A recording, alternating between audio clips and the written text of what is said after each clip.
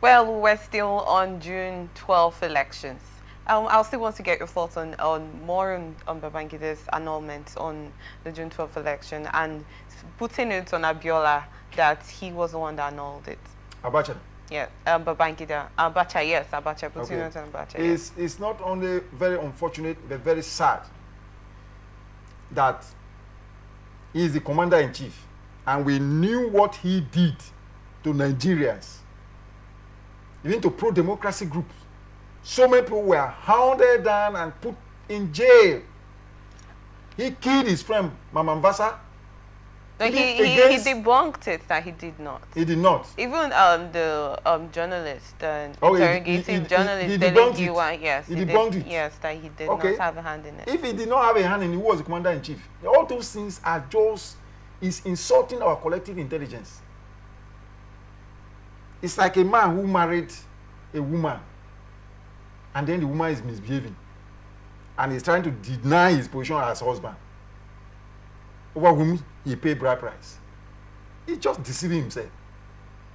Of course, he's under the judgment of God already, because I know very well that the money that they rate in under the so-called book launch, if he will be asked to forfeit that money for him to walk home, he will be ready to do that. I call it a gathering of ruiners. They are ruiners. They are people who don't have Nigerians at heart. Osibanjo that they brought to launder the image of that occasion. Is he not the one who visited the oil producing areas and said what is going on there is evil? That they are going to build modular refineries. And suddenly Buhari rose up from his sick bed from London and ran to Nigeria and stopped the project. Why did he not resign? So do you think that this call that this activist has been made for his prosecution is a necessary thing? In fact, before, even though he's under judgment already by nature, he should return all the money he stole. They should use that money. And I'm saying this to the son that I saw that resembles him at the back. Look, the wife died. Abiola's wife died. Abiola died. Businesses shut down. People were sent on compulsory exile. A lot of things happen in this country under that man. Is it the money he wasted on party secretary and all whatnot? All in deceit? I'm saying this to the son. See, the best thing you should do, I don't know whether you are waiting for when your father will hand over the baton. The money your father stole, get ready to return them to Nigerians and ask them to build industry that will give jobs to survivors of those whose lives were ruined by your father and his collaborators. That's only what can give you peace. If not, as I'm seeing your father, it's a reflection and he's telling me not to envy the oppressor. He was a maximum, he called himself evil genius. When I look at him, is he a happy man? The one that hurt me most is people clapping hands. And I ask myself, are these people sane? There were people have actually, there's been two different critics over the situation. Some have said that he should have made a public apology over the deaths of Nigerians that were lost during the protests and all of that. And some have said that he took a bold step to coming out to agree, you know, after 32 years that MKO Abiola actually won the 1993 June 12th elections. So it's just more like there's a party for and against the situation. Bold step in what sense? In evil? Bold step in evil? Bold step in ruining our life? Bold step in criminality? Or bold step in what? I'm challenging the intellectual capacity of Nigeria when we say bold step.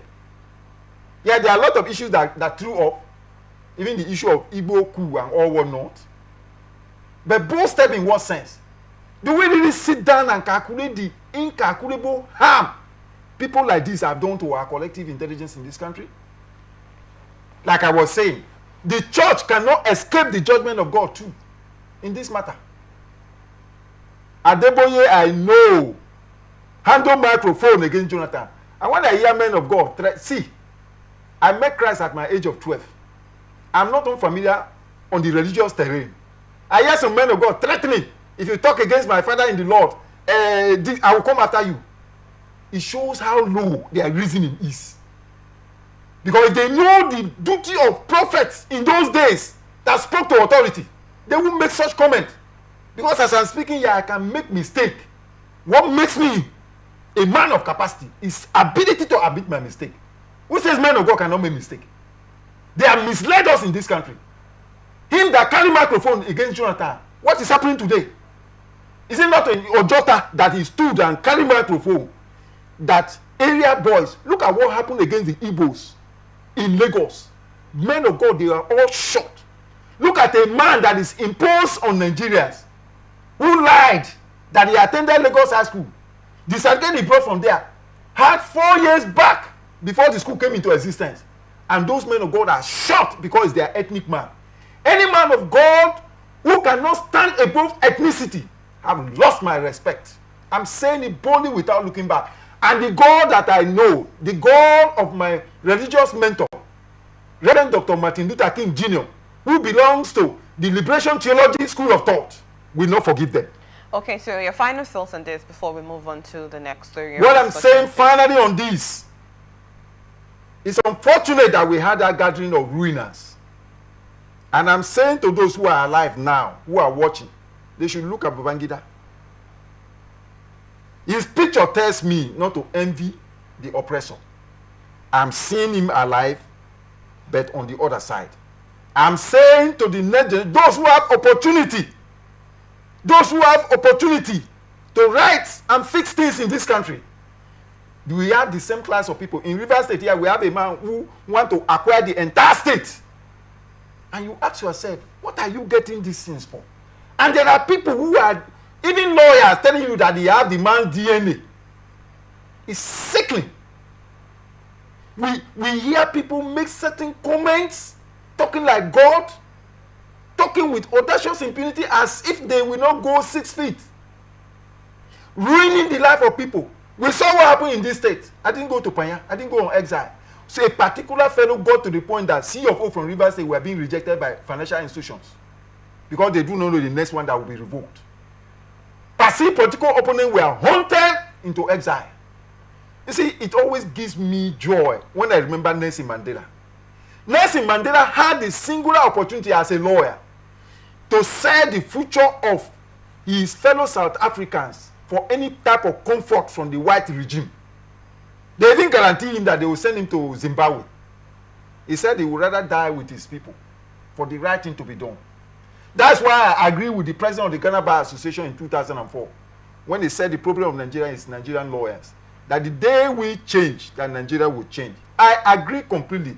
Because the senior lawyers in this country, even this electoral glitch we are talking about, I hope the IMA chairman is preparing how he's going to say it was Peter Obi that won the election, that he was asked to put in electoral glitch, which they refused to interpret to us. And Supreme Court, I would say stupidly, Supreme Court, for reason best known to the judges or the justices, they lower their guard.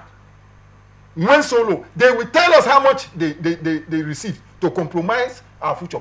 And I'm saying to the future of Nigerians that the future of this country is crying. Nigeria has great potential. Nigeria has great future.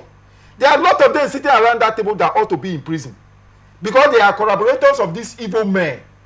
They give them money, set them up. Look at the brand of monopoly that Dangote is running in this country. Where is such nonsense tolerated in the world? That's why I call it.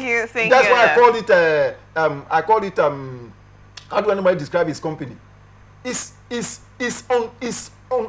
untenable globally. Nobody will tolerate such nonsense. Thank you on that, Barrister Mankey. Thank you.